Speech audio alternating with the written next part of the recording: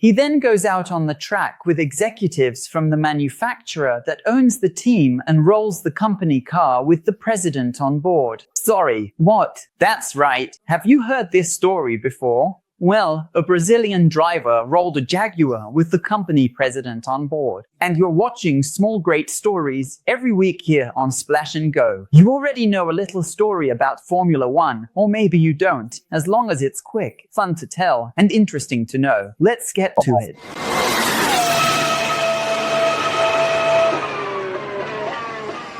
Before we get into this story, let's set the scene. Antonio Pizzonia is considered one of the lost talents in Brazil's Formula One history. A potential champion, in the opinion of many, who simply wasn't in the right place at the right time. Born in 1980, Antonio Reginaldo Pizzonia, known as Jungle Boy, is from Manaus and, because of that, he had the nickname Jungle Boy, which he carried around the world. He raced from 1991 to 1996 in various karting series, and then moved to England to compete in the Formula Vauxhall Junior. He was runner-up and won the category's winter tournament in 1998. That year he took the title and also won the Formula Renault Festival. In 1999, he won the Formula Renault 2.0 in England and was runner-up in the same European series. In 2000, he won the British Formula 3 and definitely caught the attention of Formula One. In that campaign, he won 5 races. Pizzonia,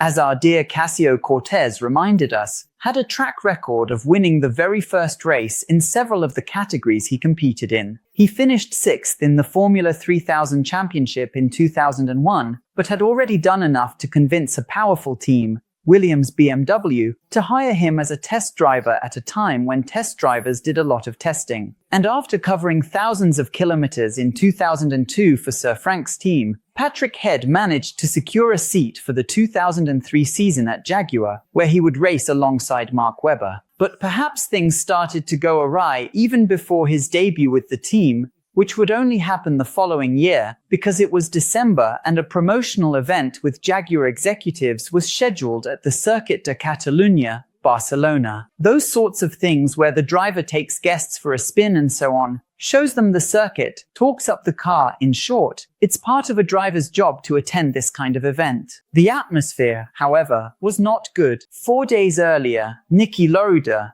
who was one of the people who liked Pizzonia and was responsible for bringing him to the team, had been dismissed from his advisory role there, similar to the one he later held at Mercedes. Pizzonia had already driven the Formula One car that day and then took a Jaguar Type S to give the guests a spin around the track. The car itself, the particular unit, didn't even belong to the Formula One team and had been kindly lent by the Jaguar dealership in Barcelona. Pizzonia got in with 2 journalists and the president of Jaguar on board. He went out onto the track and, of course, put his foot down to impress his guests. After all, they were there to experience speed with a Formula One driver. But a fatal mistake ended up happening, because after the long straight in Barcelona, he ended up hitting the brakes at the braking point where a Formula One car would start to slow down, not a road car, which weighs 3 times as much, especially with 4 people on board and doesn't have the same stopping power. And the result was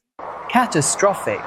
The car, clearly unable to successfully navigate the sharp corner at speed, lost control and veered off the paved tarmac surface. It then careened into the gravel trap at the edge of the track, where it was unable to regain traction. As a result, the vehicle flipped over dramatically, coming to rest upside down after the incident. No one was injured, despite the fright. Everyone was taken to the circuit's medical center, but only a few bruises were reported. As for the car, it was lifted, placed on a flatbed, and taken back to the pits, but it wasn't so lucky and was declared a total write-off. Perhaps it was the beginning of a season that wouldn't be finished by Pizzonia. He would be replaced halfway through the year by Justin Wilson. It wouldn't be, however, the Brazilian's last appearance in Formula One. He had an excellent reputation at Williams, did thousands more kilometers of testing there, and stood in as a substitute in 2004 and 2005, but was never confirmed as a full-time driver. It just wasn't meant to be. In any case, the scene of the rollover ended up becoming part of Formula One folklore. So that was another little story from Splash and Go. I hope you enjoyed it. Leave a like.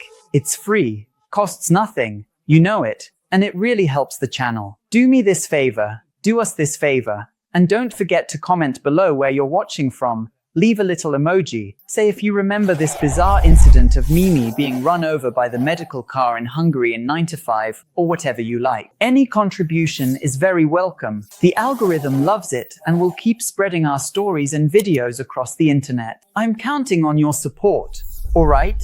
So you don't miss anything we do here. We have notification channels on Instagram, Telegram, and WhatsApp, where you get an automatic message on your phone as soon as we publish any of our content. And finally, just as important, you probably already know, but if not, now you know, we're on social media. Instagram, Twitter, Threads, TikTok. Handles are shown, and links are below in the description. I'll see you in the next video. Cheers, and a big hug.